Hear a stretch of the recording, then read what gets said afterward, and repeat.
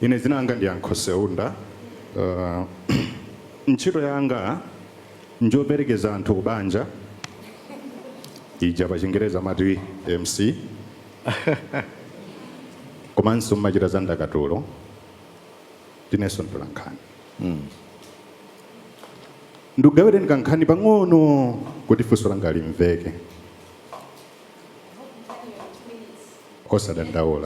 Osadandaula ndikonza. Komanso ndikukhulupirira kunena kuti mwatiyitana pano kuti timasuke kwambiri. Nde nthawiyo ndiyofunikiratu. Tili panjapo pamene timadya, wina anakonza chakudya chake chotsala ndikuchimangirira mukachumbo. Maganizo ntamuona patali ndonena kuti afuna atengere ku nyumba. Kutengera ku nyumbako pali maganizo awiri. 1, chakudyacho anakhuta afuna akamalizire ku nyumba.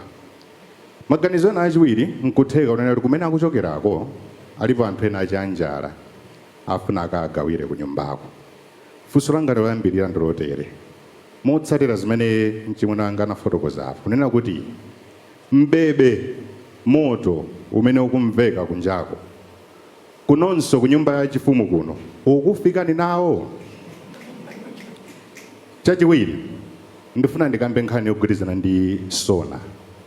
Chaka chatha pakuyankhula kwanu pofotokozera mmene dziko likuyendera mudazakamba zona kuti mufuna tikhazikike pa maziko atatu: nkhani za ulimi, nkhani zogwirizana ndi zokopa alendo, komanso nkhani zogwirizana ndi migodi. Zidanidabwitsa kwambiri pamene munapita ku nyumba ya malamulo ulendo uno sidamve china chilichonse chogwirizana ndi nkhani zimenezo.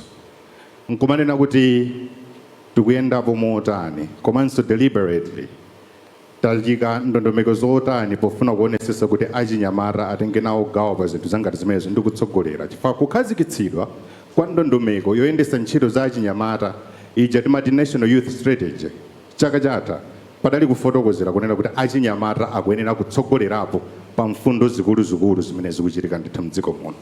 Ndimafuna nimvetsetse kuti pamenepo tilipo otani. Pena pa nkhani ya ululu wa achinyamata pepani ndi mafunso awiri ena otsiriza. Nkhani ya achinyamata tikudziwa zoti anzathu aboma la US apanga withdraw nkhani yotithandizira.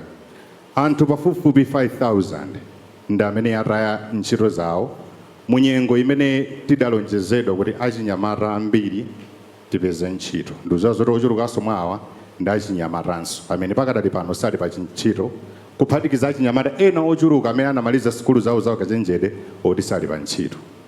Mukutanipo chomalizira ndimafuna ndikambe nkhani yogwirizana ndi forex.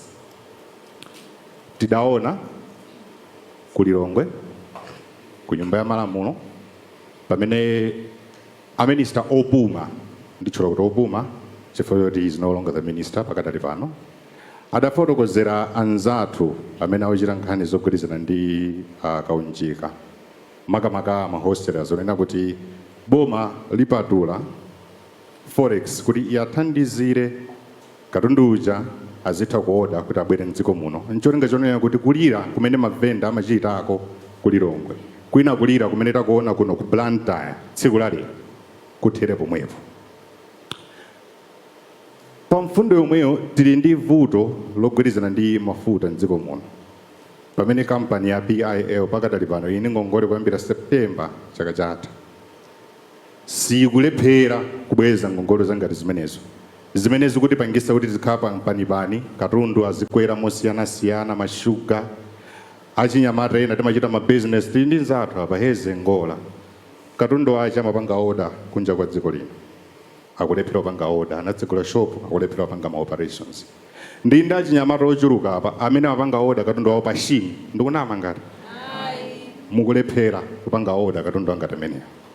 Ifenso mutiyendera mapaderadera choncho komanso policy ya prioritization ikuyenda bwanji pa zimene tikuyenera kutsogoza ngati dziko.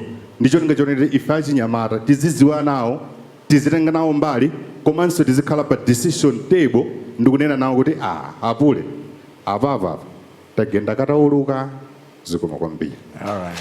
Zikoma kwambiri.